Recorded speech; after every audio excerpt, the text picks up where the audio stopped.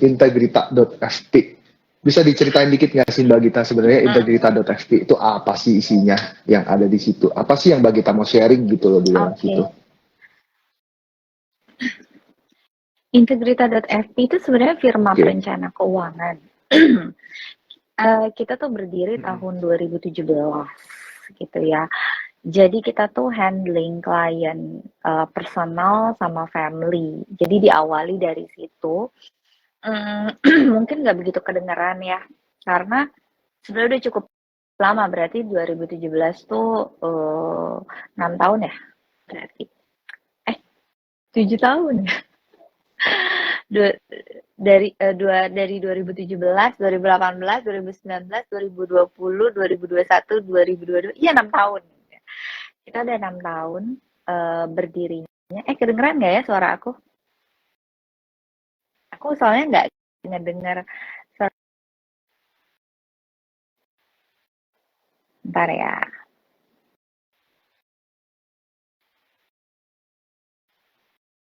Oke. Tes. Aku kok nggak denger ya suaranya. Kalau begini kedengeran nggak, Mbak? Kalau begini. Oke. Kedengeran. Oke. Iya, jadi balik lagi Integrita tuh berdirinya tahun 2017. Kita tuh firma perencana keuangan. Kita handling klien personal gitu, tapi lebih ke klien-klien private, preferred circle gitu. Jadi emang nggak begitu kedengeran karena klien-kliennya tipe-tipe yang nggak mau diekspos gitulah. Gitu. Terus kita jalannya mayoritasnya di situ bisnisnya, dan seiring berjalannya waktu kita ganti nih haluan jadi trading company gitu. Jadi kita banyak ngisi untuk training financial di perusahaan-perusahaan gitu. Jadi speaker, pembicara gitu. Dan tahun ini kita memulai buat edukasinya maunya sih lebih luas lagi ya, dengan buka kelas. Kita tuh nggak pernah buka kelas, tapi tahun ini kita buka kelas keuangan, tapi khusus perempuan. Menarik sekali ini Mbak Gita nih. Jadi buka kelas khusus perempuan. Oke.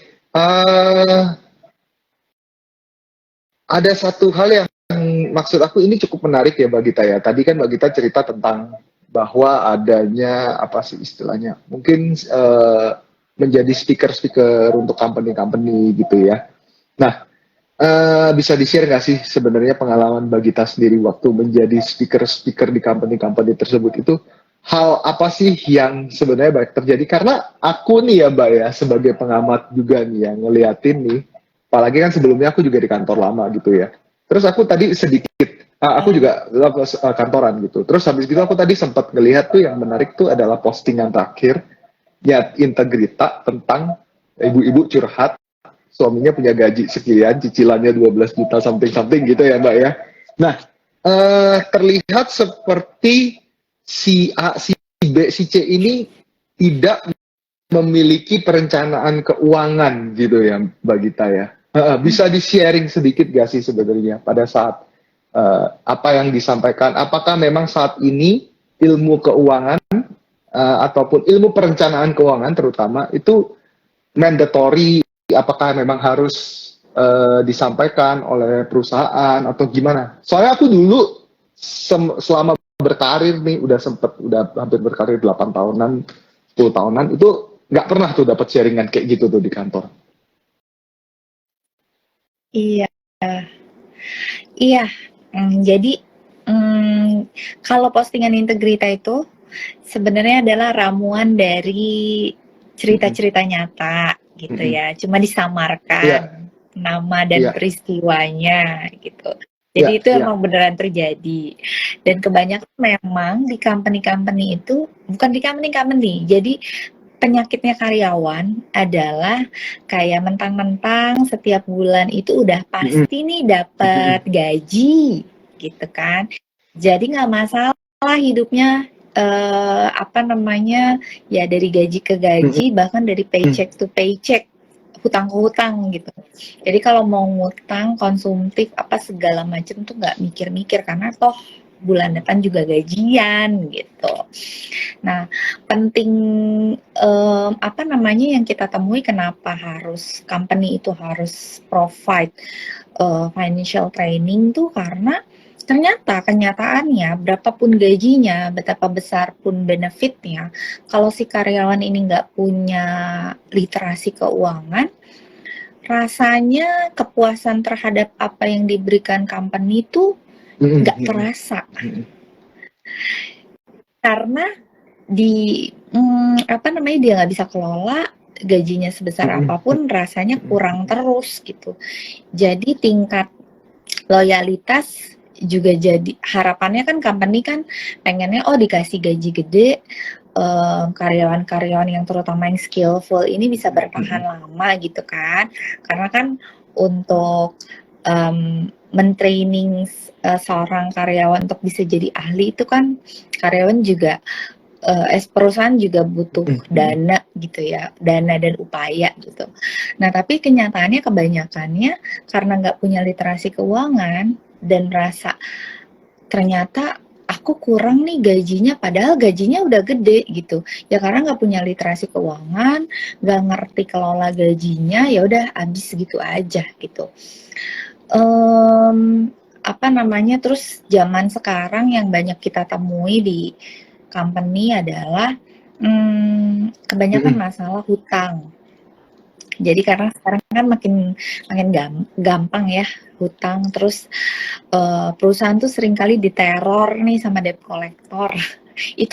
itu ada beberapa company terjadi dan hire kita untuk kayak ngasih literasi supaya kasih tahu dong ke karyawan nih supaya mereka tuh jangan sembarangan ngutang dan akhirnya company-nya ini di blacklist gitu ya. Kalau karyawan dari company ini jangan ini deh, hati-hati deh gitu. Karena bisa jadi ujungnya kayak gitu tuh. Nama baik company-nya juga. Jadi makin banyak sih yang sadar perusahaan untuk bisa kasih literasi keuangan ke karyawannya supaya produktivitas karyawannya meningkat, terus juga loyalitas karyawannya juga meningkat sama perusahaan. I see. Menarik. Ini kayaknya Mbak Gita perlu sering-sering muter-muter ke company-company nih Mbak Gita nih. Untuk iya. Mudah-mudahan Karena ya. jujur ya, memang selama berkarir pun itu kayaknya aku melihat hal itulah yang sedikit kurang ya, yang disampaikan di tempat teman-teman mungkin bestie-bestie yang ada di sini gitu, yang masih berkarir gitu ya. Jadi punya uang cuma ditabung aja, terus jadinya bingung, kita mesti cari-cari sendiri, terus ya itu tadi bener kasusnya sama persis, aku pernah melihat hal yang sama, masalah turnover karena kekurangan gaji, tidak ada pengelolaan dan yang lain-lain gitu aja tuh masalahnya. Menarik tuh. Nah, Mbak Gita nih, aku ada pertanyaan lagi nih.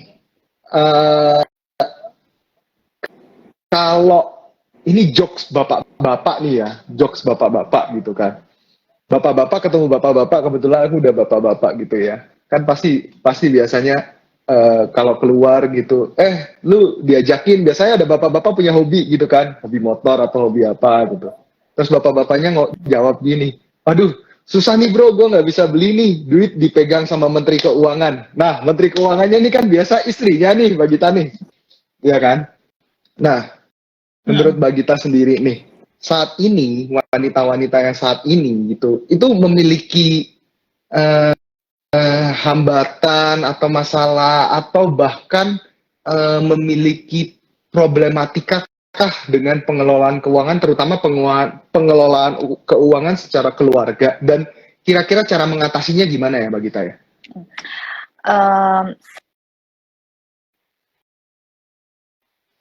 Sebenarnya kalau sekarang tuh kan tadi Mas Kevin bilang kan ya, perempuan itu harus perempuan dikatakan katanya Menteri Keuangan gitu. Nah, harusnya jadi Menteri Keuangan, tapi yang banyak terjadi adalah bukan jadi Menteri Keuangan, tapi jadi administrasi keuangan. Masih kebanyakan seperti itu. Bedanya apa? Kalau jadi Menteri Keuangan kan harus tahu ya cara mengelola Iya, kalau iya, APBN-nya iya, gitu iya. ya, anggarannya, strategi bagaimana achieve tujuan-tujuan Mm-mm. masa Mm-mm. depan gitu ya. Strategi menyelesaikan masalah-masalah keuangan yang Mm-mm. ada gitu kan. Nah, tapi ternyata yang banyak terjadi eh, para perempuan ini berhenti di administrasi, gaji dikumpulin, terus dipos-posin, kebutuhannya A, B, C. Alhamdulillah kalau Mm-mm. nggak negatif. Kalau misalnya negatif, langsung tuh, wah gimana caranya Mm-mm. minta lagi, gimana caranya Mm-mm. buat nambelnya gitu. Udah sebatas itu gitu. Jadi mungkin karena perempuan itu Mm-mm. multi peran ya, banyak peran yang dijalani. Sebagai istri, sebagai ibu, sebagai anak juga gitu ya. Pekerjaannya tuh banyak, Mm-mm. sebagai wanita karir. Jadi mungkin udah keburu capek nih, keburu kayak, aduh untuk menambah skill lain selain menjadi admin keuangan, itu tuh bingung gitu, kayak menambah skill Mm-mm. investasinya gitu. Ngebaca lagi gimana sih apa namanya menguasai produk-produknya. Harusnya kan yang aku harapkan adalah ini suami istri tuh bisa berdiskusi bareng. Gimana nih rencana rumah tangga ke depan? Kita bikin tujuan bareng nih. Kita dalam 3 tahun kita mau ngapain, 5 tahun mau ngapain, 10 tahun kita mau ngapain nih. Terus tools apa yang bisa kita pakai untuk meraih tujuan-tujuan itu gitu. Harus ada diskusi bareng di situ. Nah, permasalahannya apa namanya kebanyakan untuk diskusi Mm-mm. bareng aja tuh nggak nemu gitu. Banyak perempuan yang ngeluhin gini, aduh suami aku boro-boro diajakin buat diskusi untuk strategi masa depan. Untuk kayak, oh ini kurang nih, apa namanya, uang belanjanya, bisa nggak ditambah? Itu aja udah badai, Mm-mm. berantem gitu. Jadi udah males Mm-mm. buat ngebahas gitu. Nah, aku tuh aku tuh pengen ngajarin step by step merubah mindsetnya supaya nggak menyerah dan memahami psikologis masing-masing gitu. Jadi Mm-mm. bener nggak? Mas Iya, Kevin iya, udah iya. berumah Aku tangga udah belum? punya anak satu. Mm-mm. Udah kan? Udah punya anak satu kan? Sering kalau kalau cowok kan Mm-mm. Mm-mm. biasanya nih yang aku tahu adalah senangnya Iya, baca data iya. dan logis kan. Misalnya nih, kita kebanyakan nih perempuan masalahnya adalah misalnya bilang, duit belanja Mm-mm. kurang nih, gitu. Terus suaminya bilang, masa Mm-mm. kurang sih, gitu. Nah, Mm-mm. terus jadi baper kan kita, udahlah males gitu. Nah, padahal kalau misalnya kita mencoba untuk, nih gue punya cash flow nih, kebutuhannya ABC, ini angkanya. Di sini sih kurangnya, gimana ya caranya supaya ini nggak kurang? Apa kita hemat-hemat dimakan? Apa kita hemat-hemat di sini? Menurut kamu gimana? Mm-mm. Jadi terjadi diskusi dan biasanya suami itu bisa lebih nerima karena ada angka dan data. Jadi nggak cuma uang belanja kurang, kurang di mana? Datanya mana? Angkanya mana? Gitu. Jadi itu yang aku mau biasain, mau apa sih namanya encourage untuk kalau di rumah tangga itu biar bisa jadi menteri keuangan, kita harus juga ajakin si presidennya ini, si suami ini untuk bisa diskusi, tapi diskusinya biar nyambung, sama-sama mindsetnya based on Mm-mm. data sama angka. Aku setuju banget tuh Mbak Gita tuh. Aku kalau kadang-kadang ini kurang nih gini. Tapi kalau ada apa tuh kan sekarang udah banyak ya kayaknya aplikasi-aplikasi yang mencatat ke apa pemasukan, pengeluaran segala macam. Oh, itu jadi Mm-mm. ketahuan gitu ya. Oh, rupanya kita tuh misalnya Mm-mm. borosnya di satu section gitulah ya, entah itu jalan-jalan setiap weekend, misalnya habisnya berapa gitu kan. Ya biasanya memang Mm-mm. begitu sih. Setuju, aku sangat setuju sama Mbak Gita. Sebagai seorang suami, Mm-mm. Oke. Itu benar-benar saran yang bagus sih. Oke, Mbak Gita, tapi nih, untuk mencapai ke situ gitu ya, untuk seorang wanita menjadi seorang menteri keuangan, sebenarnya kalau dari Mbak Gita tuh apa sih yang perlu dipelajari nih? Kalau tadi kan masih masalah catat mencatat nih, baru baru di administrasinya nih, ya kan? Nah, gimana nih kalau misalnya mau melakukan pengembangan sehingga benar-benar menjadi seorang menteri keuangan nih, tadi tentang investasi kah atau alokasi dananya seperti apa, supaya ini, bahkan tadi ada pertanyaan untuk dana pendidikan dan yang lain-lain. Nah, itu gimana nih Mbak Gita nih, metodenya dan caranya untuk mengupgrade ke situ tuh? Silakan. Oke, aku selalu ngajarin gini, karena pada kenyataannya kita sebagai perempuan tuh suka membatasi diri. Pada kenyataannya ya, kayak kalau misalnya urusan investasi itu, urusan keuangan tuh urusan suami deh, pusing karena kita udah kebanyakan kerjaan gitu. Iya, banyakan kerjaan. Tapi mindsetnya adalah kita harus nyempetin, harus maksain diri untuk bisa gitu. Diawali dengan harus baca, harus mau baca, harus curious dulu tentang kebutuhannya gitu. Ini juga yang terjadi sebenarnya, aku masih struggling gitu ya di Ladies Club Reksadana yang yang tadi aku bilang aku lagi usahakan mulai tahun ini gitu. Karena kan itu berkaitan sama investasi. Keinginanku, visi misiku adalah teman-teman perempuan ini bisa punya skill untuk bisa tadi tuh dari catat pencatat, terus meningkatkan skillnya untuk bisa investasi, ngebayangin apa sih cita-cita masa depannya gitu. Tujuan masa depannya berani dibayangin dulu, terus kemudian di-achieve lewat investasi. Tapi kebanyakan kan kalau misalnya yang aku temui adalah udah pada mulai investasi, tapi mengambil keputusan beli produk apa gitu ya, pemilihan produknya itu based on kata A, kata B, kata sosial media, atau kata teman. Jadi FOMO. Nah, yang mau aku ajarin adalah baca, dan sehingga bisa jadi mengambil keputusan beli produk itu adalah based on analisa tadi tuh, data sama angka. Karena nggak pasti investor yang sukses itu pasti harus baca, nggak mungkin ikut-ikutan gitu. Jadi itu yang aku mau budayain. Susah apa gampang? Susah, karena kita nih mungkin pengaruh budaya dan segala macam, kita tuh suka membatasi diri kita sendiri gitu. Untuk masalah ini tuh urusan cowok deh. Iya. Nah, kalau tadi Mbak Gita mention masalah baca dan yang lain-lain nih, nggak mau membatasi diri. Startnya itu membaca apa nih Mbak Gita? Karena kan kadang-kadang ya even aku nih sebagai apa ya, mungkin yang udah kerja juga gitu kan, pagi sampai sore gitu. Apalagi kerja Jakarta, rumah di Tangerang. Aku bolak-balik itu satu hari makan waktu 4 jam. Kalau normal, kalau lagi nggak normal, which is malah nggak lagi lebih cepet ya, itu juga 3 jam lah, 2,5 jam atau 3 jam bolak-balik tuh. Waktu udah habis, capek gitu ya. Nah, kadang-kadang kita tuh juga udah stressful gitu. Kayaknya kita mau mengupgrade diri, waktunya tuh udah nggak ada gitu kan.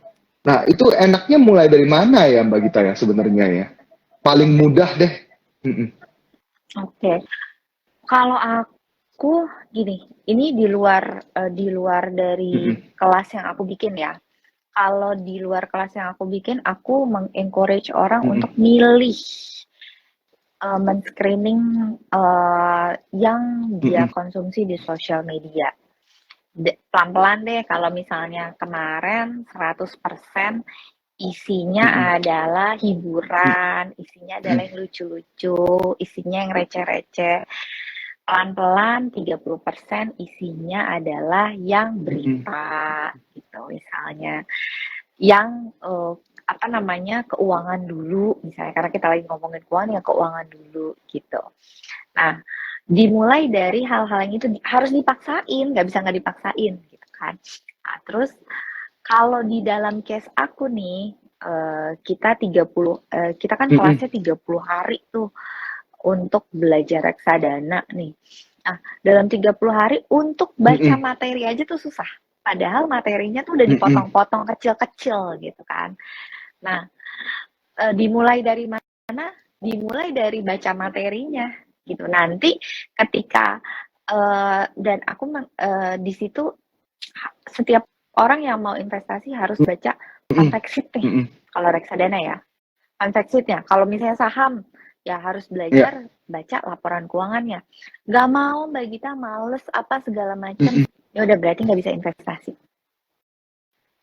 Gitu. Karena kalau misalnya investasi ikut-ikutan orang, FOMO sama apa yang orang beli gitu ya, itu terlalu berbahaya menurut aku. Mendingan ya udah nggak usah sama sekali. Iya, ya, benar. Artinya ya balik lagi ya dari kemauan juga ya. Kalau memang dirinya nggak mau, gitu udah pasti nggak akan bisa ya. Udah pasti nggak akan bisa ya. Nah, iya, banyak cara yang udah digampangin sebenarnya, tinggal tinggal mau mau aja. gitu ya. I see. Nah,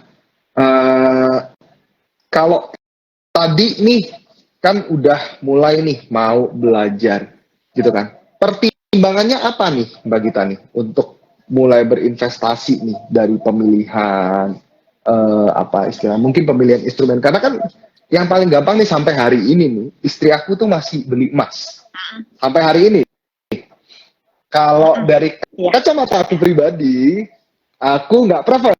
Nah, ya kan, itu tapi ya karena mungkin dia ya istilahnya udah lama lah ya ngikutin orang tua atau apa gitu kan akhirnya dia membeli emas dan aku juga nggak ngebantah silahkan karena mending dia memulai daripada nggak sama sekali gitu kan. Nah tapi kalau Mbak Gita sendiri gimana pandangannya nih untuk pertimbangan memulai investasi? Oke. Pemilihan instrumen investasi itu kan seringkali dipengaruhi sama risk profile-nya orang ya. Nah, risk profile itu sangat mungkin dipengaruhi oleh literasinya, knowledge-nya, pengalaman hidupnya, gitu kan. Nah, jadi emang yang pertama kali kita harus tahu exactly itu risk profile kita seperti apa, gitu. Nah, dan kedua adalah yang harus dimulai kalau misalnya kita bisa kan yang sebelum investasi itu kita harus menciptakan safety net ya untuk diri kita sendiri, untuk keuangan kita kayak misalnya punya dana daruratnya gitu. Nah, dimulai dulu dari ngumpulin si dana darurat. Diversifikasinya tuh di dana darurat dulu. Kalau misalnya kan pengennya aman dulu nih. Berarti ya udah tabungan udah pasti harus. Terus udah gitu logam mulia sebagai bagian dari diversifikasi dana daruratnya. Terus kemudian meningkat di reksadana pasar uang sebagai safety net juga dana darurat. Nah, udah punya ini kita encourage untuk bisa punya mimpi, ngebayangin dulu aja mimpinya. Mau 3 tahun mau ngapain sih, 5 tahun mau ngapain, 10 tahun mau ngapain gitu. Terus dari situ kita ngitung nih mimpi kita. 3 tahun kalau misalnya mau DP rumahnya harganya segini, inflasinya segini, terus 5 tahun lagi anak mau masuk SMP misalnya. Masuk SMP, SMP-nya di mana sekolahnya, inflasinya 10-15%, wah gede banget ya, kayaknya nggak mungkin kalau nggak investasi nih, gitu. Mencari-cari instrumen yang kira-kira bisa mendekati angka inflasi tersebut dan seterusnya gitu. Jadi dimulainya dari nyiptain safety net, diversifikasi, terus pelan-pelan bikin mimpinya dulu. Ketika bikin mimpi, seringkali kan kita tersadar angkanya ya, wah besar sekali angkanya. Nggak mungkin nih kalau misalnya kita nggak investasi. Terus tapi aku juga nggak tahu nih investasinya apa. Investasi yang untuk ngejar inflasi tuh ada risknya gitu kan. Dari situ ada kayak, oh berarti saya harus belajar nih gimana cara kelola resikonya supaya mimpi-mimpi itu bisa achieve gitu. Nah, itu bisa dimulai dari situ. Karena kalau misalnya kita nggak bikin mimpinya dulu, kita nggak akan pernah kayak semangat untuk ngejarnya kan. Kita nggak tahu tuh masih kayak abu-abu angkanya berapa sih. Nggak pernah tahu inflasinya berapa, jadi nggak kebayang juga, ah nggak apa-apa kali nggak investasi gitu. Oh, apa namanya, kayaknya nanti bisa aja sih kekejar, karena kita nggak tahu exactly the number berapa gitu. Oke, setuju sih. Nah, kalau gitu nih, Mbak Gita, menurut pengalamannya Mbak Gita, nih instrumen investasi yang paling, menurut Mbak Gita paling fleksibel, paling mudah untuk ya tadi para perempuan, wanita-wanita yang ya tadi perannya banyak, peran ganda, atau bahkan yang baru mulai, mungkin baru mulai kerja gitu ya kan. Sekarang aku tuh kalau lihat sosial media tuh banyak yang cerita, ya nih sama pacar aku toksik bla bla bla bla, ada aja gitu lah ya anak zaman sekarang. Aku juga bingung gitu, kayaknya zaman aku nggak begitu deh gitu. Nah itu kira-kira instrumen apa yang menurut Bagita paling mudah untuk memulai gitu, paling fleksibel lah. Hmm. Paling fleksibel untuk memulai itu dan sangat minim resiko yang pasti reksadana RDPU. pasar uang kalau aku. RDPU itu paling mudah dan kayak udahlah bebas resiko gitu ya. Hampir bebas resiko gitu ya, kecuali kalau kita salah pilih MI gitu kan. Nah, apa namanya, itu bisa dimulai Kak. Aku selalu encourage orang yang baru apa namanya, baru mulai investasi itu dengan instrumen yang paling aman dulu supaya nggak kapok. Tapi instrumen aman tapi berbeda gitu. Eh apa namanya kan, orang kalau misalnya biasa pakai produk perbankan, itu kan agak ragu-ragu ya kalau misalnya mau terjun ke apa namanya, produk yang non perbankan kayak misalnya reksadana atau bahkan ke saham gitu. Itu kan ragu-ragu ya. Jadi pilih dulu yang nggak bikin kapok kayak reksadana pasar uang. Terus dicoba misalnya 3 bulan. Pasti happy tuh karena tiap hari naik kan gitu. Nah, dari kayak aku mengibaratkannya kayak kenalan dulu deh gitu. Kenalan sama instrumennya, kasih waktu buat diri sendiri. Semakin sering kenalan, semakin kenal, itu kita nanti akan lebih intens lagi, akan tercipta trust. Ketika udah trust, nanti kita meningkatkan kehubungan lebih lanjut gitu ya, kayak dari RDPU, terus nyobain ke RDPT, RD saham. Terus dari reksadana saham misalnya, oh kayaknya aku pengen nyobain saham gitu. Nah, jadi pelan-pelan aja, kasih waktu buat diri sendiri, nggak usah buru-buru, nggak usah fokus ke diri sendiri, nggak usah apa namanya, ngelihat ke orang lain gitu kemampuannya.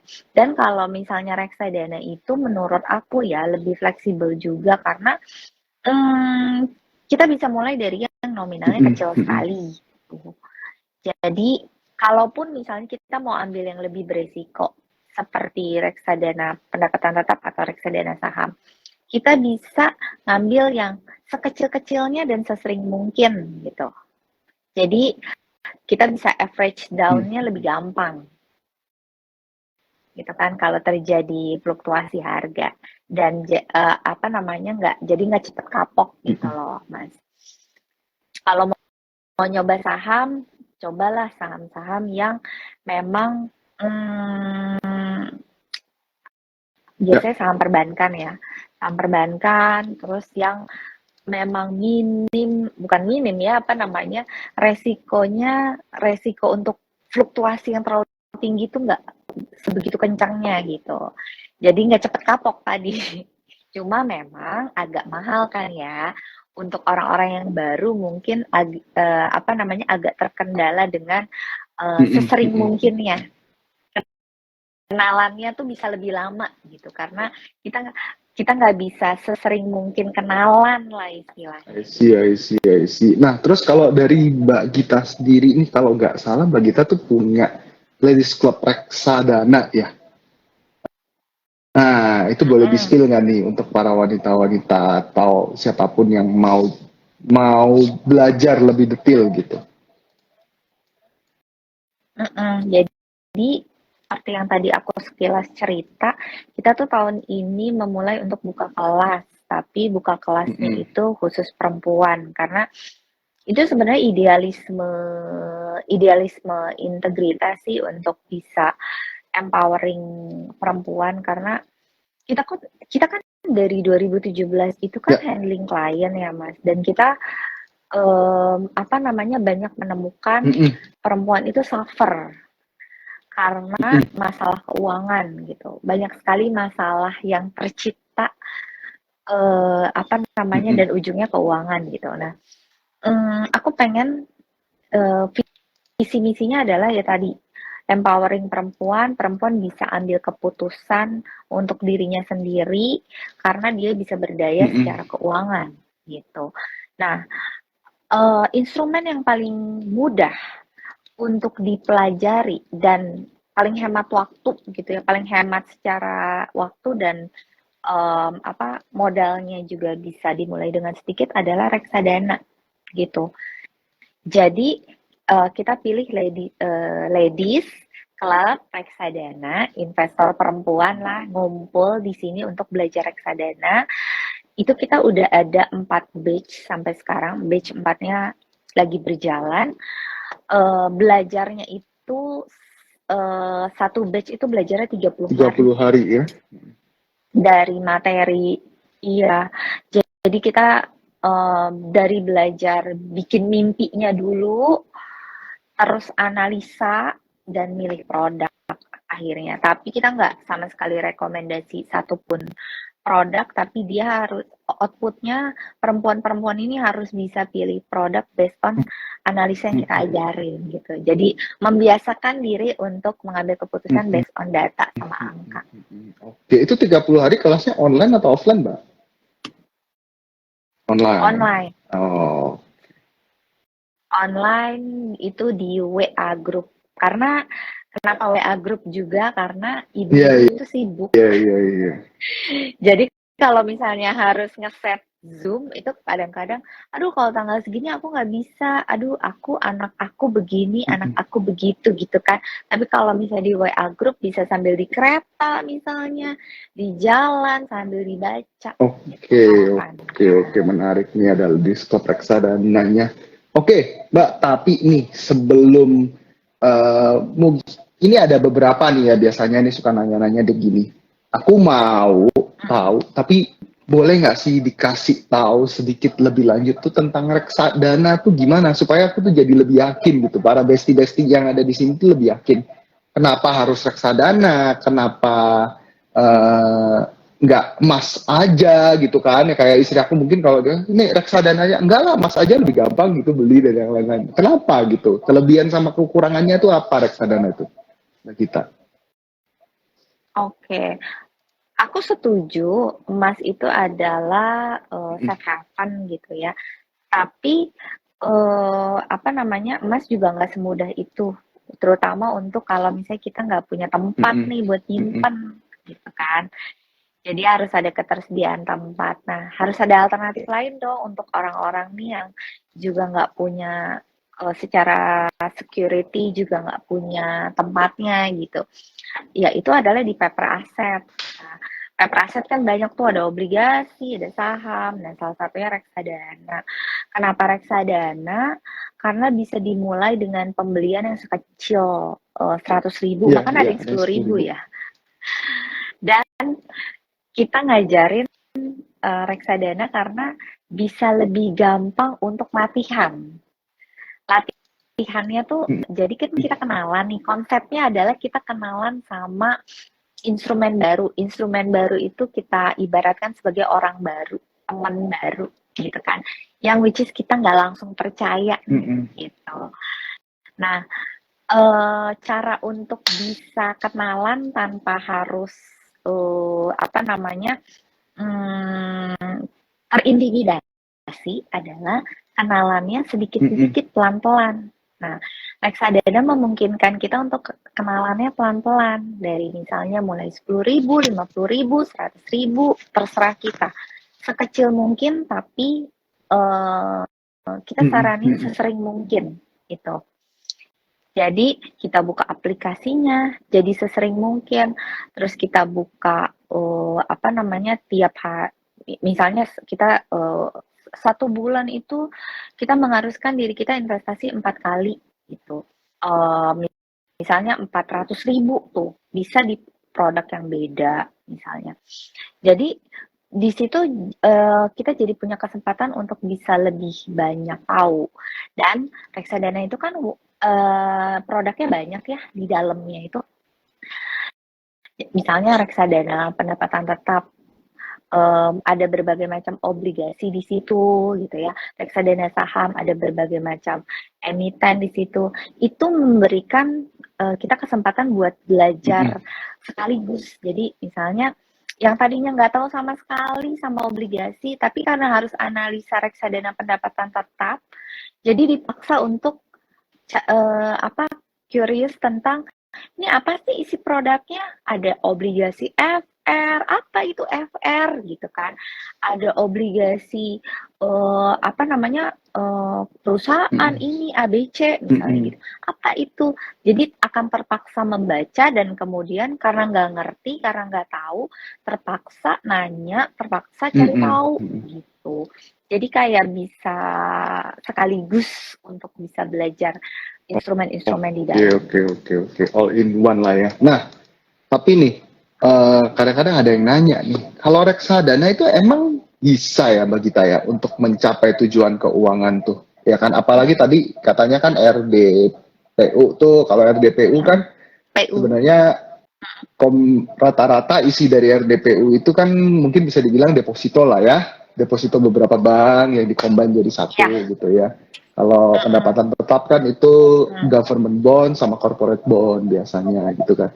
Nah, apakah memang ini tuh bisa nih untuk mencapai tujuan keuangannya tadi itu sebenarnya reksadana ini itu dibanding instrumen investasi yang lainnya lah istilahnya yang saham atau mungkin ya ada yang ngomong kripto buat investasi ya gitulah. Gimana nih bagi kita? Kalau sesuai dengan tujuannya bisa kayak tadi tuh kita di awal kan harus set dulu nih mimpinya, set dulu tujuannya. Kalau misalnya jangka pendek pakainya ya reksadana pasar uang karena kan uangnya harus aman dong gitu. Terus kalau misalnya di atas 3 tahun kita masih pakai reksadana pasar uang ya kemungkinan susah kekejarnya karena kan apa namanya tadi isinya cuma deposito jadi mungkin inflasinya nggak ngejer nih gitu. Dan kemudian tadi tuh reksadana yang jangka panjang misalnya di atas 5 tahun. Kalau kita pakai reksadana pasar uang ya lebih lagi tuh nggak kekejarnya gitu kan. Memang kalau misalnya dibandingin sama yang high risk high return lain kayak saham gitu ya. Kayak apa namanya kripto mungkin itu mungkin agak jauh nih si reksadana gitu. Tapi tadi yang aku bilang lagi kalau misalnya ngajarin investasi itu aku lebih prefer untuk dia merasa aman dulu deh sama instrumennya gitu, merasa nyaman dulu dibanding kalau misalnya kita paksain untuk apa namanya inflasi kuliah itu kan dana kuliah 15-20%. Kalau pakai reksadana ya pasti nggak kekejar. Pakai reksadana saham atau indeks pun, indeks yang paling oke pun yang apa namanya rata-rata 7-12% gitu ya. Year on year-nya gitu kan. Kekejar ya. Cuma ya kita bisa mendekati angka inflasi itu gitu tanpa kehilangan lebih besar gitu.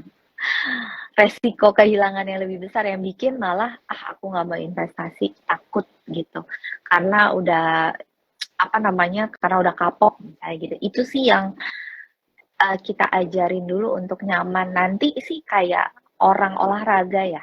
Orang olahraga itu kan kayak pertama kali pasti males, Mm-mm. badannya sakit-sakit, nggak terbiasa. Tapi ketika sebulan, 2 bulan olahraga, kebiasaan, itu kan kayak Mm-mm. nagih tuh, ya kan endorfinnya meningkat.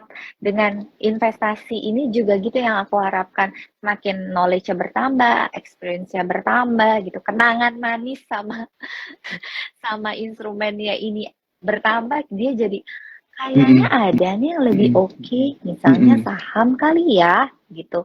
Aku mau coba deh gitu. Jadi upgrade terus. I see. Menarik, menarik, menarik. Nah, nanti untuk besti-besti ini, para mama-mama, ibu-ibu yang mungkin hari ini lagi memperhatikan Bagita nih sharing apa aja nih. Nanti kita besti-besti bisa tanya lebih detail lagi, ikut sama Bagita lagi tadi itu ya di Ladies Club reksadananya nih untuk mempelajari reksadana nih. Hmm, Nah, satu pesan nih bagi Tani hmm. buat para perempuan-perempuan yang berusaha untuk melek investasi itu apa nih pesannya nih bagi Tani? Silakan. Oke, jadi buat para perempuan ya, kita tuh bener, kita jadi berdaya itu Mm-mm. adalah keputusan pribadi kita. Kita hanya Mm-mm. harus mau belajar dulu. Gak mungkin ada kesuksesan kalau Mm. misalnya kita nggak mau belajar. Itu yang harus Ya, ya. teman-teman pahami ya. Nggak bisa kita jadi jago investasi, jadi bisa achieve berbagai macam goals kalau kitanya nggak mau belajar. Aku tahu nih kalau perempuan tuh kerjaannya banyak banget, multi peran banyak banget. Tapi di antara 24 jam pasti bisa disisihin untuk sedikit belajar gitu. 1% aja perubahan bisa jadi bikin 100% kehidupan kita jadi Nice. berubah. Gitu. Jadi aku empowering buat teman-teman, jangan ngebatasin diri gara-gara kita sibuk, gara-gara kita adalah perempuan, kita bisa kok semuanya. Survei membuktikan bahwa perempuan itu sebenarnya bisa lebih sukses sebagai investor dibanding cowok loh. Karena kita nih sebenarnya punya sense secara emosi tuh punya punya punya lebih Ya, ya.